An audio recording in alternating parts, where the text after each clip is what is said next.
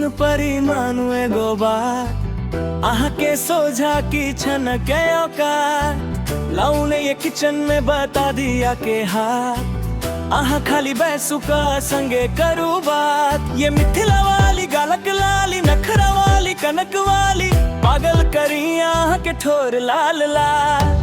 गुलाबी साड़ी में ये लगे छी कमाल आहा के रूप देखी भेलो हम बेहाल।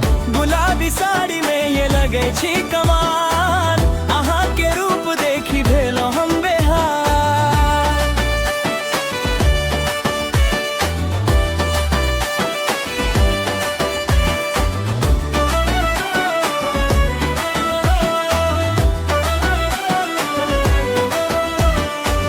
आहा जे मुस्की दै छी फुलबारी में कर दिल हमर धड़कन संग ना महक कहे।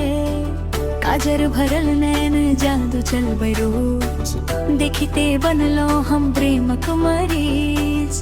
चूड़ी के छन छन पायल के रुंझुन सुनीते मन होई छे प्रेमक धुन। साँझ हो की बिहन बस के अरमान आहा बनू हमर जीवन पहचान। सुनो हो सजनवा रमेश ने निहारू लोक सब देखत थोड़ा का संभारू। दिल में जे छै खुली का कही दियाऊं साच प्रेम छी त संग निभा दियाऊं।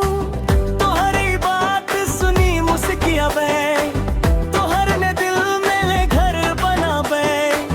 हाथ पकड़ी का छोड़ब ने कखनो जीवन भर साथ निभायब हमरो। तोहर ने हमें रंगायल ई मन तोहर नामे धड़के हर क्षण। चांद सितारा से हो फीका लगे तोहर रूप सब संग नीक लगे। सुनु ये हुस्न परी मानु एगो बात आहा के बिना सुना लागे दिन रात। ये मिथिला वाली गालक लाली नखरा वाली कनक वाली पागल करे आहा के ठोर लाल लाल। गुलाबी साड़ी में ये लगे छी कमाल आहा के रूप दे